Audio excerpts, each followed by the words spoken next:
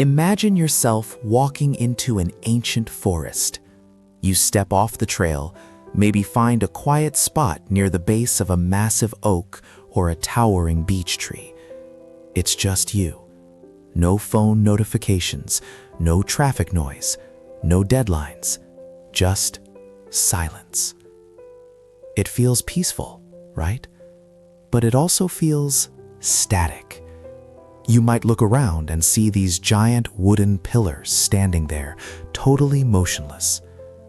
In our modern, fast-paced world, where we are constantly bombarded by tweets, emails, and 24-hour news cycles, we often project that stillness onto nature.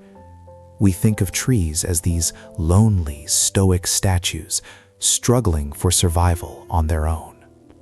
And honestly, that projection says a lot more about us than it does about the trees. We are the ones who often feel isolated, despite being more connected than ever before. We live in crowded cities, but feel alone in the crowd. So when we step into the woods, we assume the trees are just like us, solitary individuals, quietly doing their own thing. But here is the thing. That silence, it's an illusion. It is a deception. According to Peter Wohlleben, the author of The Hidden Life of Trees, that forest you're standing in is actually a bustling metropolis. It is a social network more complex than anything Silicon Valley has ever built, and it has been running for millions of years. Wohlleben creates this incredible image of the forest, not as a collection of individuals, but as a superorganism. He argues that a tree is not really a forest on its own. In fact, he says, a tree can be only as strong as the forest that surrounds it. So, while you might feel like you are standing in a quiet, empty room, you are actually standing in the middle of a loud, chaotic family dinner. There is gossip happening underground, there is nutrient trading, there are warnings being shouted about pests and droughts. We just can't hear it because we haven't learned the language yet. In this series, we are going to crack that code. We are going to look at the wood wide web, the underground fungal network that connects these trees, and we are going to see how trees nurture their young, support their sick neighbors, and yes, even have best friends they don't want to let go of.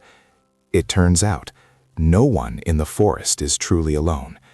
And maybe, by the end of this, we'll realize we aren't either. It's a fascinating thought, isn't it? That the silence is actually a conversation we're just missing. Welcome to The Last Read, Books for Your Ears, Wisdom for Your Life. Here, we distill the ink and paper into something you can carry with you. If you are ready to gain a new perspective on the world, I invite you to subscribe so you never miss a dose of life-changing wisdom. Today, we are peeling back the bark. We aren't just talking about photosynthesis. We are talking about secrets that science is only just beginning to accept. We are going to discuss an internet made of fungi, signals pulsing through the soil that make our own fiber optics look primitive. We are going to look at how trees actually breastfeed their young, pumping sugar solutions to their offspring who can't yet reach the sun. And we'll explore the harsh etiquette of the forest, the strict social code that decides who thrives and who falls. It sounds like a fairy tale, but it is very much reality. If you want to read along, or perhaps gift this new perspective to a friend, you can find a link to buy the hard copy of the book right there in the description. But before we get to the science and the sugar and the fungal networks, we have to understand the observer. Because the ideas in this book are so radical, so human, that you might expect them to come from a poet or a mystic, but they don't. They come from a man who spent years looking at the forest and seeing nothing but dollar signs. Peter Wohlleben, the man behind this global phenomenon, wasn't always a nature mystic. In fact, for over 20 years, he was a commercial forester in Germany. And when I say commercial, I mean he ran a business. His job was to look at a forest and see profit. He walked through the woods assessing beeches and oaks solely for their timber value, looking at them not as living beings, but as lumber in a warehouse. He later admitted that during this time, he knew about as much regarding the hidden life of trees as a butcher knows about the emotional life of animals. He was looking for straight trunks, clear grain, and marketability. If a tree was crooked or gnarled, it was flawed. It was a loss. But then, something shifted. Wohlleben started organizing survival training and log cabin tours for tourists in his forest. And as he walked these visitors through the woods, he noticed they weren't looking at the perfect trees. They were fascinated by the bad ones. The visitors were enchanted by the twisted, crooked, moss-covered trees that Wohlleben would have previously marked for the sawmill. They didn't see flaws. They saw character. They saw resilience. It forced him to pause and really look. Think of it like a mechanic who has spent decades fixing engines. For years, he's only looked at cars as a collection of pistons, belts, and spark plugs. He listens for rattles only to fix them. He sees a machine that needs to be efficient. But then, one day, he stops. He steps back. And for the first time, he sees the car not as a bucket of parts, but as a work of art. He sees the design, the curves, the soul of the machine. That is what happened to Peter Wohlleben. He realized he had been judging the forest by industry standards, completely missing the biological miracle happening right in front of him.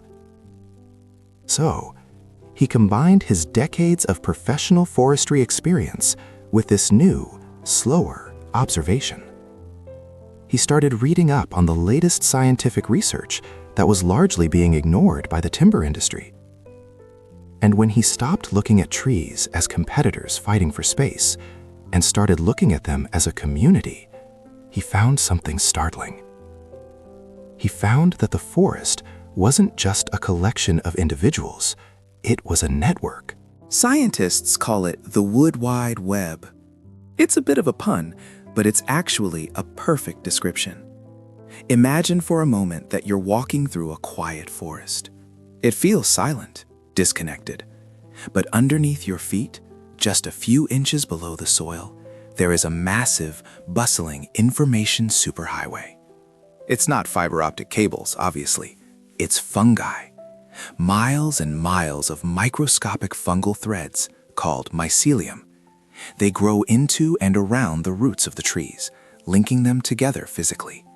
It's almost exactly like a neighborhood telephone wire system from the old days. Every house on the block is connected to the same line. And through this line, the trees are talking. They aren't just gossiping, though. They're sending critical news updates. If a tree is thirsty, it sends a signal of distress. If a beetle lands on a trunk and takes a bite, that tree doesn't just suffer in silence.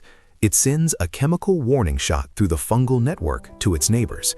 It says, "I'm under attack. Prepare yourselves." Wohlleben describes this incredible mechanism using acacia trees on the African savanna as a prime example.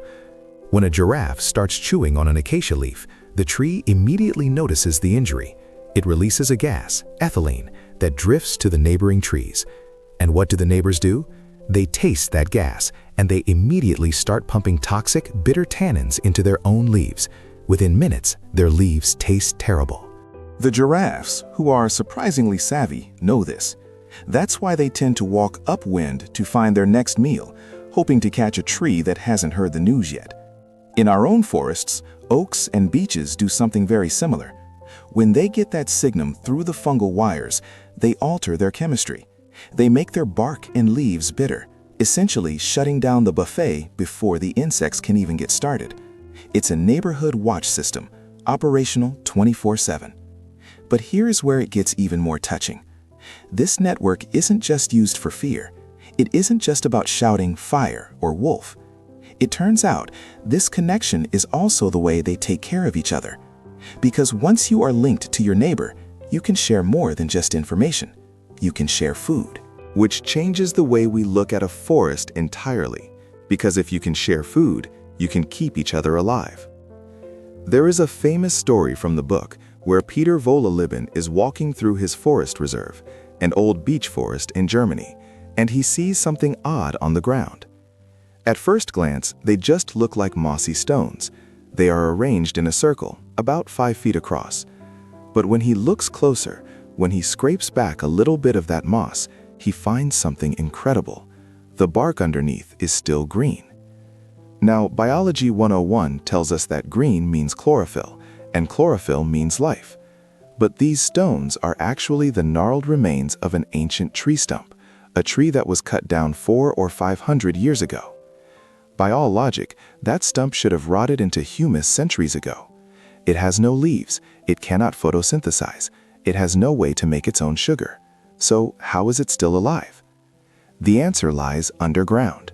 The surrounding beech trees, which act like a close-knit community or even a family, have been pumping sugar to this ancient stump for hundreds of years.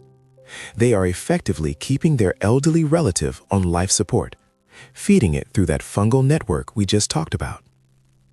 It's heartwarming, right? It sounds like a perfect little utopia. But being a scientist, Wohlleben had to ask the hard question: why?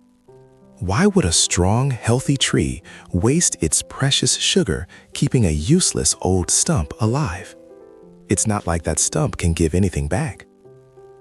Well, it turns out the trees understand something that we humans often forget. A chain is only as strong as its weakest link. You see, a forest is a closed unit. It needs to maintain a very specific microclimate to survive.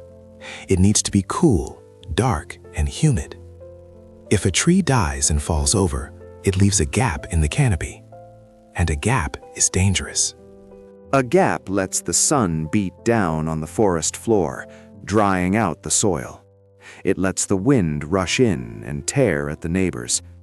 If too many weaker members die, the forest becomes hot and dry, and suddenly, even the strongest trees are at risk. So the healthy trees aren't just being charitable. They are practicing a form of social security. They keep the sick and the elderly alive because they need every single member of the community to stand tall and close the ranks against the storm. They know that if their neighbor falls, they might be next. It is a system built on mutual survival. They feed the weak to protect the strong. However, this support system isn't exactly a free ride. It's not just about handing out free sugar and letting everyone do whatever they want. Because while the older trees are incredibly generous with their food, they are also incredibly strict about something else. They give their children plenty of sugar to survive, but they deny them the one thing they crave the most: Light. That's the catch. The mother trees are actually incredibly stingy when it comes to sunlight. If you walk into an old-growth beech forest, you might notice how dark it is. That dense green canopy up above is acting like a massive blackout curtain. In fact, measurements show that parent trees filter out about 97% of the sun's rays. That means their children, the little saplings down on the forest floor, are trying to survive on just 3% of the available light. It sounds harsh, doesn't it? You have these tiny trees, barely a few feet tall, standing in the gloom for decades. They have all the sugar they need pumped into their roots by their parents, so they won't starve, but they aren't allowed to grow, at least not up. Peter Wohlleben calls this a form of strict upbringing. It's the botanical equivalent of being grounded for 100 years. But there is a very specific reason for this discipline. See, wood is a lot like muscle. If you want it to be strong, you have to build it slowly. When a sapling is forced to grow in the dark, it can't shoot up toward the sky. It has to grow its cells incredibly slowly. The tiny amount of new wood it produces each year is dense, compact, and tough. It's almost flexible. It effectively teaches the tree how to be a tree without rushing the process. Think of it like a parent making a child study instead of going out to play, or practicing the piano scales over and over before learning the song.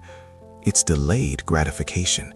It's boring, it's frustrating, but it builds a foundation that lasts a lifetime. because if a tree grows too fast, it's a disaster. Let's say a big gap opens in the canopy, maybe a storm knocks down a neighbor, and suddenly a young sapling gets a full blast of sunlight. It gets excited. It starts photosynthesis in overdrive. It shoots up, growing huge rings of wood every year. But this fast-grown wood is terrible. It has wide cells full of air. It's spongy. It's weak. When the first heavy storm comes, that fast-growing tree doesn't have the density to bend with the wind. It snaps. Or, because the wood is so airy and soft, fungi can easily break inside and start rotting the trunk from the core. A tree that grows fast dies young. So the mother trees block the light to save their children from themselves. They force them to stay small and dense for a century or two, ensuring that when they finally do reach the canopy, they have the structural integrity to stand there for another 500 years. It is a perfect system of patience and protection. But not every tree is lucky enough to have a mother watching over it. Imagine a tree that is planted all alone, far away from the forest, perhaps surrounded by concrete, with no one to block the light and no one to whisper warnings through the roots. These are the trees we see every day on our morning commute, the ones that seem to grow so beautifully tall, so quickly. But as we're about to see, that freedom comes at a terrible price. We often look at the trees lining our city streets and think they look happy. They have plenty of space, usually, plenty of sun, no grumpy old mother tree blocking their light. But Peter Wohlleben calls these urban trees by a different, heartbreaking name. He calls them street kids. And the reality of their lives is much starker than we realize. In the forest, as we've learned, a tree is never alone. It's plugged into that massive underground social network, the Wood Wide Web. But in the city, the story is completely different. When a tree is planted along a sidewalk, its roots are almost immediately in trouble. They reach out, looking for connection, looking for a neighbor to hold hands with, but instead they hit a wall of concrete. Or they run into utility pipes, or soil that has been compacted so hard by heavy traffic that it's like trying to grow through rock. Wohlleben explains that because of this, most city trees are completely cut off. Their roots are often damaged during planting, and the physical barriers prevent them from ever linking up with a fungal network. They are essentially deaf and dumb, isolated in a crowd. It's a bit like living in a massive, bustling metropolis, surrounded by millions of people, but having no friends, no family, and no one to talk to. You might be visible to everyone, but you are entirely on your own. And without that support system, without the slow, regulated upbringing of the forest, these street kids go wild. They bathe in all that extra sunlight. They feast on the fertilizers we might sprinkle on them. And they grow fast. They photosynthesize like mad, as Wohlleben puts it. To us, they look successful. They get big and tall in just a few decades. But inside, it's a disaster. Because they grow so quickly, their wood cells are large and airy, containing too much air and not enough fiber. They don't have the density of those slow-grown forest giants. They are physically weak. And because they are disconnected, if they get sick, if a beetle attacks or a fungus sets in, there is no neighbor to pump sugar into their roots to help them fight it off. There is no alert signal sent through the web to warn them to raise their defenses. So while a beech tree in a protected forest might live to be 400 or 500 years old, a city tree is often lucky to make it to 50. They live fast and they die young. It really changes how you look at that lone tree at the bus stop, doesn't it? We see independence, but the tree feels isolation. And this brings us to the most important realization of Wohlleben work, a realization that shifts everything we thought we knew about nature. It turns out that the forest is not just a collection of wood waiting to be harvested, and it's not a battlefield where everyone is fighting everyone else. It is something far more profound, something that looks a lot like a society. It is something far more profound, something that looks a lot like a society. You see, for centuries, we've looked at forests through a very utilitarian lens. We saw a lumber factory. We saw rows of timber waiting to be harvested, or at best, a collection of individuals all fighting for the same patch of sunlight and the same drop of water. We projected our own ideas of cutthroat capitalism and survival of the fittest onto nature. But Wohlleben flips that script entirely. He shows us that in the forest, survival isn't about being the strongest individual who crushes the competition. It's about community. It's about connection. There is a line in the book that really stuck with me. A tree can be only as strong as the forest that surrounds it. That is the shift. If a tree focuses only on its own growth, if it outpaces its neighbors and hogs all the resources, it might get big and strong for a little while, but eventually its neighbors will die. The canopy will open up. The hot sun and the strong winds will rush in, drying out the soil and stripping away the humid microclimate that the tree actually needs to survive. By letting its neighbors die, the selfish tree actually seals its own fate. So the forest is really a superorganism. It operates more like an ant colony than a gladiator arena. It has social security, it has a healthcare system, and it has a communication network that rivals our own internet. It's a powerful reminder that resilience, whether for a beech tree or a human being, doesn't come from standing alone. It comes from who you're connected to. I hope this deep dive into the hidden life of trees has changed the way you see the world a little bit. If you enjoyed this journey into the undergrowth, please make sure to hit that subscribe button so you don't miss our next exploration. And if you want to read the full story, and I highly recommend you do, because we only scratched the surface of the science here, there is a link to buy Peter Wohlleben book right in the show notes. So, the next time you step into the woods, stop for a second. Look at the ground beneath your feet. Touch the bark of an old oak. And remember, you aren't just looking at trees. You're standing in the middle of a bustling, chattering, supportive community that has been figuring out how to live together for millions of years. Go take that walk and see it with new eyes.